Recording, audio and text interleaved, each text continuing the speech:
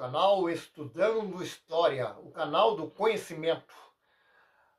O assunto de hoje, o tema de hoje é sobre a Era Vargas. Mas antes que eu aborde esse importante tema histórico sobre a Era Vargas, eu gostaria de pedir uma contribuição espontânea ao meu canal. Para quem puder, claro, colaborar para o crescimento cada vez mais desse canal. Então eu estou deixando aqui a chave do Pix. Também estou deixando aqui na descrição desse vídeo a chave do Pix para quem puder colaborar. A colaboração é espontânea. Então vamos lá falar sobre esse importante tema, que é falar sobre Getúlio Vargas. Quem foi Getúlio Vargas? Como foi seu governo? Vamos aqui então falar esse importante tema. Então, vem comigo. A Era Vargas.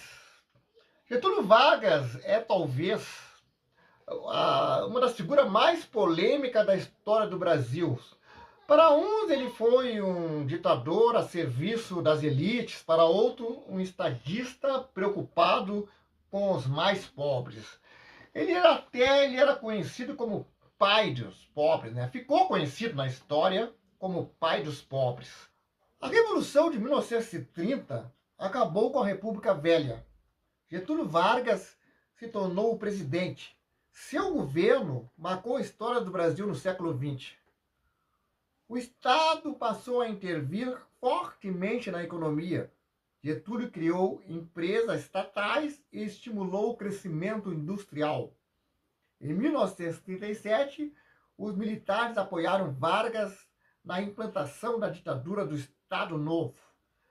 Lembrando que esse estímulo das indústrias foi muito concentrado na região ali sudeste, ficou muito forte ali, Rio, São Paulo, Minas Gerais, ali ficou muito forte, porque o Nordeste ele continuou muito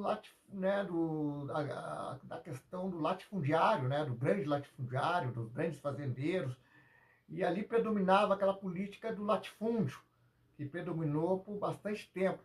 Ali Getúlio, não houve um desenvolvimento industrial como houve no estado do Sudeste, como São Paulo, Minas Gerais, Rio de Janeiro. Foi uma época de repressão ao movimento operário, os comunistas presos, comunistas foram presos, greves proibidas, imprensa vigiada, mas também, ao mesmo tempo, foi de criação de leis trabalhistas, férias, descanso semanal, salário mínimo. Na verdade, Getúlio ele organiza o mundo industrial, o mundo do trabalho. Ele organiza esse mundo capitalista no Brasil. Ele cria leis trabalhistas, também temos que levar em conta essas leis trabalhistas também teve influência muito forte da luta dos trabalhadores, dos sindicatos, e Getúlio querendo conciliar isso, conciliar o desenvolvimento industrial com as crescentes movimentação de movimentos dos trabalhadores. Ele quer organizar esse mundo do trabalho, então ele cria, organiza esse mundo do trabalho, criando leis trabalhistas e organiza a indústria no Brasil, como eu falei, muito forte ali, começou a ser muito forte ali na região sudeste do Brasil. A maneira de governar de Vargas foi chamada de populista. Houve outros governantes populistas na América Latina dos anos 30 até os anos 60. Na Argentina destacou-se o governo do presidente Perón, que foi de 1943 a 1955. O peronismo na Argentina. Galera, nesse período que Getúlio governou da ditadura do Estado Novo, nós tivemos aí dois períodos principais. Tem o período ali que Getúlio, no início, que começou essa Revolução de 30, começa a governar de 1930, até ali 1937, tá? que é o período que Getúlio promete eleições, né? O período que ele promete que em 37, que haverá eleições, né? E não acontece, vai acontecer um golpe, né? E o Estado Novo vai se estender até 1945. E ali nós tivemos, né, uma perseguição implacável, né, contra líderes de movimentos sindicalistas, do Partido Comunista, né, que foram perseguidos, né, e tivemos a questão ali de uma líder revolucionária que havia vindo da Rússia, na verdade era uma judia alemã, né, que tinha fugido da Alemanha, se refugiou na Rússia e veio a serviço, né, veio ao Brasil, né, como esposa do Luiz Carlos Prestes. No final, ela acabou se apaixonando realmente de verdade pelo Luiz Carlos Prestes, um tenente, um líder tenentista brasileiro, né, foi o que durante a década de 20 no Brasil, ele comandou a revolta dos tenentes, né, no Brasil. Então esse Luiz Carlos Prestes, né, e Olga Benário acabaram se apaixonando de verdade. E aqui então, depois, né, Olga e Luiz Carlos Prestes, eles acabaram sendo presos, né? Foi descoberto que eles estavam tentando fazer uma revolução para derrubar o governo do Getúlio Vargas. E Olga, ela é deportada a mando de Getúlio para a Alemanha nazista, mas não poderia ser deportada porque ela estava esperando um filho de um brasileiro. E a lei brasileira era bem clara. Quando uma pessoa estrangeira, uma mulher, né, tivesse ali, no caso, grávida, né, que era o caso da Olga Benário, estava grávida de um brasileiro, que era o Luiz Carlos Prestes, ela não poderia ter sido deportada para a Alemanha, mas Getúlio descumpriu essa lei e ela foi deportada pela Alemanha, onde ela vai ter a filha, né, e por questões diplomáticas, muita negociação, ainda consegue salvar a filha. A filha é retirada da Alemanha, mas ela não, ela vai para um campo de concentração, onde ela é executada em uma câmara de gás. Lembrando que de 1939 a 1945 houve a Segunda Guerra Mundial. E o Brasil, durante a década de 30, fazia negociações, né, comerciais com a Alemanha. O governo do Getúlio Vargas ele se mantinha neutro. Ele não, né, nem estava do lado da Alemanha, nem do lado dos Estados Unidos, né, dos aliados, e fazia relações comerciais com a Alemanha.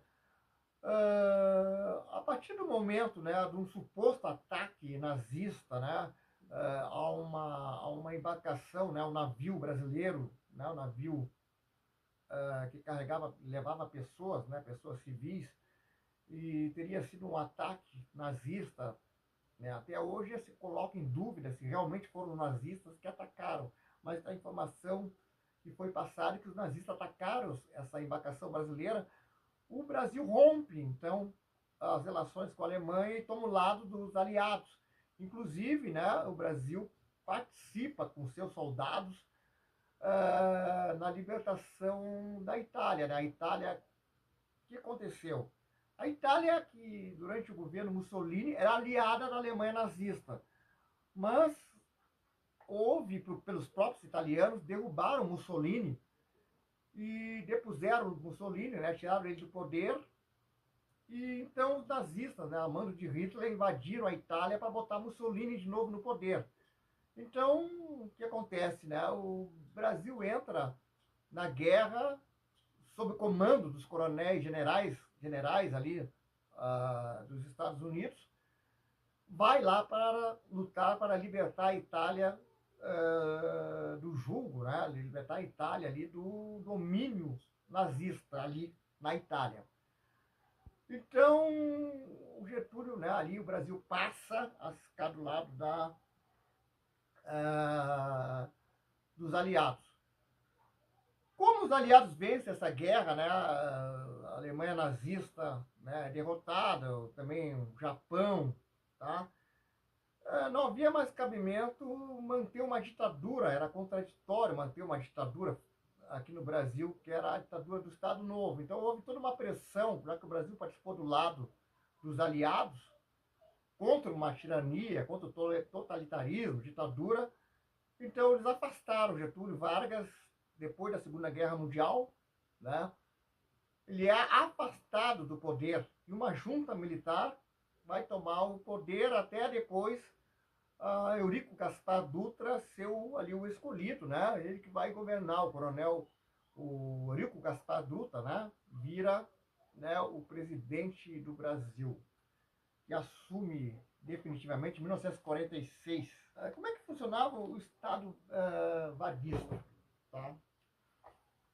O Estado como hábito de conflito de classes. A propaganda oficial mostrava o Estado como uma força neutra, que promovia a paz e a harmonia entre o capital e o trabalho, entre os patrões e os empregados.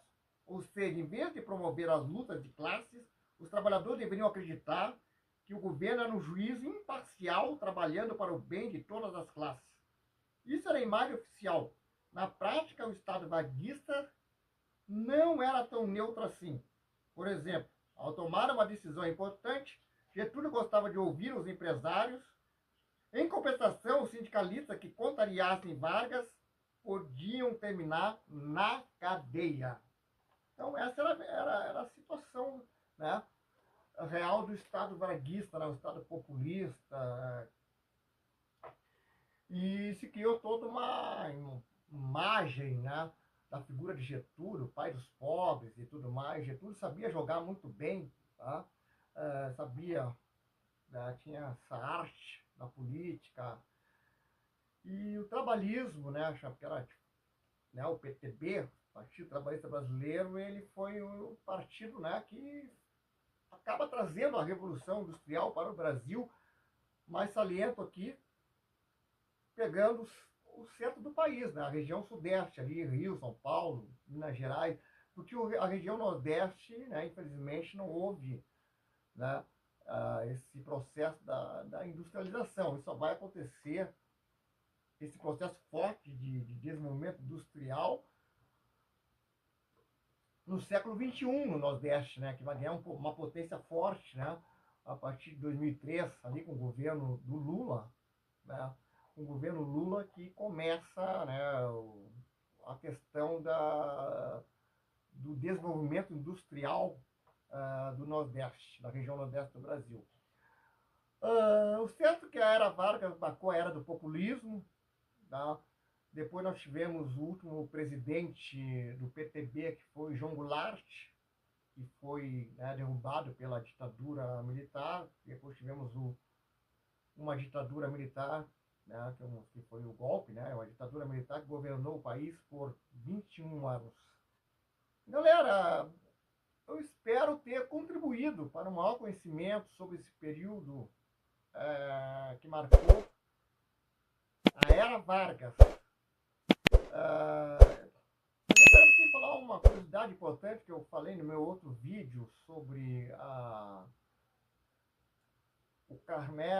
as ruínas do cassino da cidade de Canela, onde os jogos, né, de azar e o cassino ele foi proibido, né, definitivamente, né, ele é proibido em 1946 pelo então presidente na época, Eurico Gaspar Dutra, e até hoje, nos tempos atuais, né, o cassino continua sendo algo ilegal no Brasil, né? Só querendo trazer essa curiosidade, tá, para vocês aí. Então é isso, galera. Se vocês gostaram aí do meu vídeo aula aí, tá? Deixe seu like e se inscreva no meu canal.